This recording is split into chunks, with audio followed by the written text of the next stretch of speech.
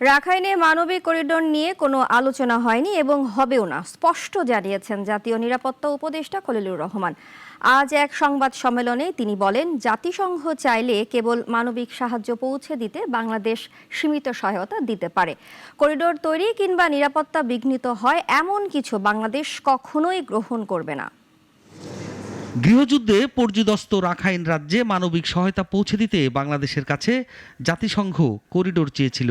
অন্তর্বর্তী সরকার ইতিবাচকভাবে ভাবছিল প্রসঙ্গটি, তবে জাতীয় নিরাপত্তা বিঘ্নিতের শঙ্কা করছিলেন অনেকে।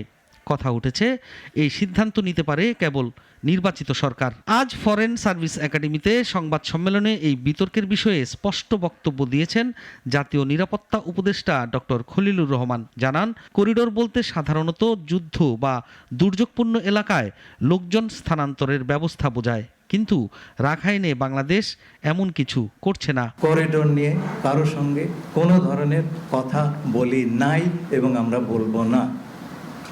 আরাকানের যে অবস্থা, তাতে করিডোরের কোনো প্রয়োজন নাই। আমরা এই কোনো করিডোর সৃষ্টি করে সেখানে কোনো ধরনের লোকজনের আপনার যাতায়াতের ব্যবস্থা সেটা করার কোনো এখন প্রয়োজন নাই। রোহিঙ্গা প্রত্যাবাসনের প্রসঙ্গেও কথা বলেন জাতীয় নিরাপত্তা উপদেষ্টা। জানান, রাখাইনের পরিস্থিতি স্থিতিশীল না হলে রোহিঙ্গা প্রত্যাবাসনের ব্যাপারে আলোচনা করাও অসম্ভব। আরাকানের অবস্থা যতদিন অস্থিতিশীল থাকবে ততদিন আমরা প্রত্যাবাসনের কথা বলতেই পারবো না।